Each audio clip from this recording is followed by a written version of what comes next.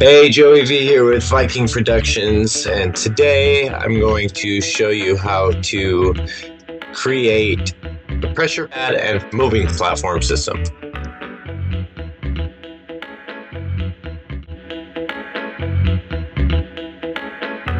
So to get this to work, I created a cube called Movable Crate Red. I'm trying to color code everything so all of the same colors will interact with each other. So for example, the red pressure plate activates the red moving platforms.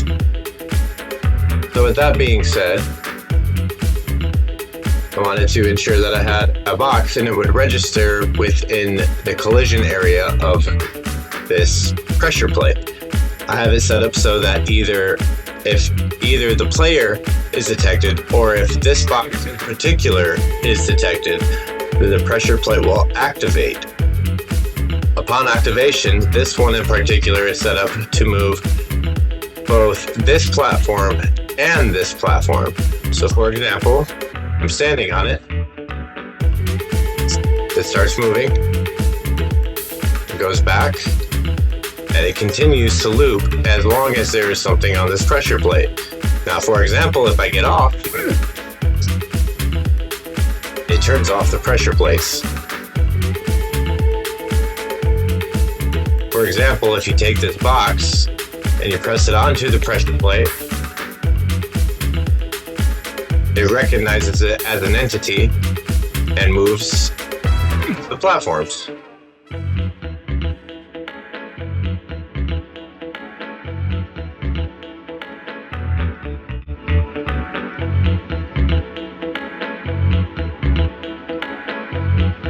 Alright, so let's look into a little bit how I created these moving platforms and button.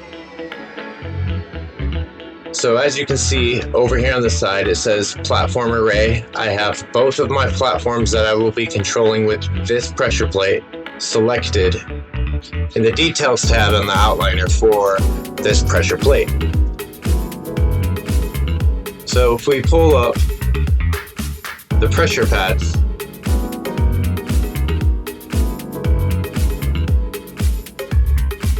you can tell there's a bunch of stuff going on. But first and foremost, I wanted to check that the pressure pad was not active to begin with. So since it is not active, it casts to both the player and the movable box to see if it is either one of these actors that is overlapping in the collision zone. And if it is either the scrapper or the crate, we set the button to be active. So once it's active, it takes it to a timeline. And this timeline just pushes the pressure plate down from top to bottom. So for example, it would look something like this. Blop, blop.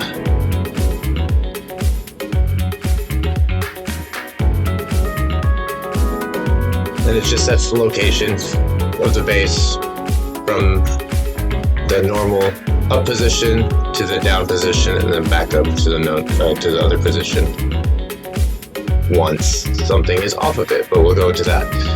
So once the timeline plays, it animates the button, checks for the branch to make sure that it is active. If it is active, it plays a sound. It sets the material green or active. Or if it's not active, it sets it to red. Since there is more than one platform that is moving for this button, I wanted to make sure that I went through an array.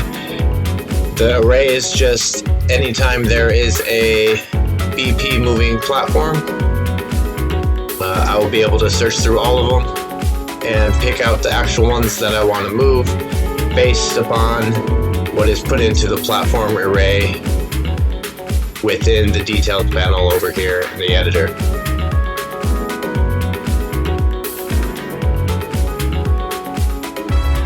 This one is event, actor, end overlap. So when you're stepping off the button or the box is off the button, it checks to see if either the scrapper or the crate is there. if it is one of those things and those things are not detected on there, it sets it to inactive. And it also goes through a for each loop, going through all of the platforms again and the arrays, and it just reverses the timeline, so everything goes back the way it was. So again, it goes this way, the button gets depressed, this way it gets off, and it goes up.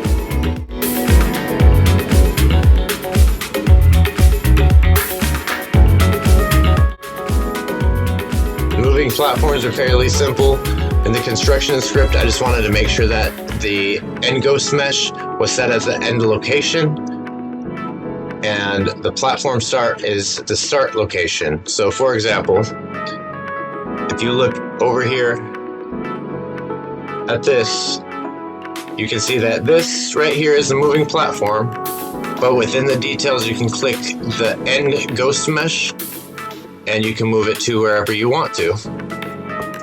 So I'm just going to move it to right there, and when you hit play and you hit the button, it'll move to where the ghost mesh was, and the ghost mesh disappears, and then it continuously loops back and forth until the button is depressed, and then everything stops. Going back to the moving platform, those are all set. We go to our event graph. I want to ensure that the ghost mesh and the text disappears so it is not in the play zone.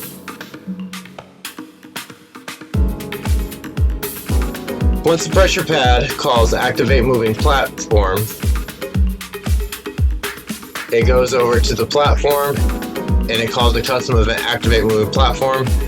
Since it is calling it, we set it as active. It goes through the timeline.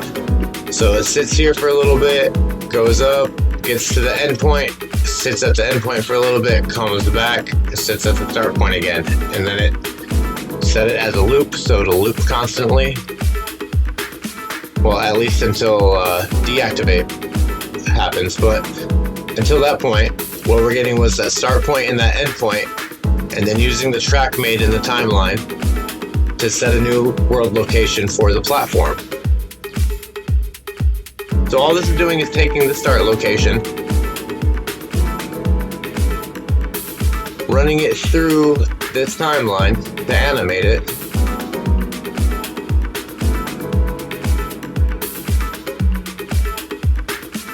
and then setting the platform back where it needs to go. And to make this work with multiples, I made sure that the for each loop was also recognized in this, and it set the location for all of the platforms within the array.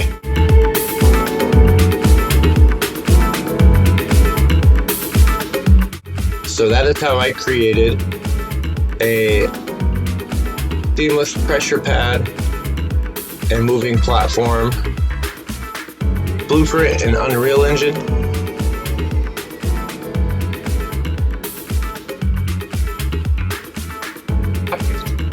Enjoy content like this and enjoy learning, please feel free to subscribe, and if you already subscribed, I thank you. Thank you all for watching, and have a fantastic day.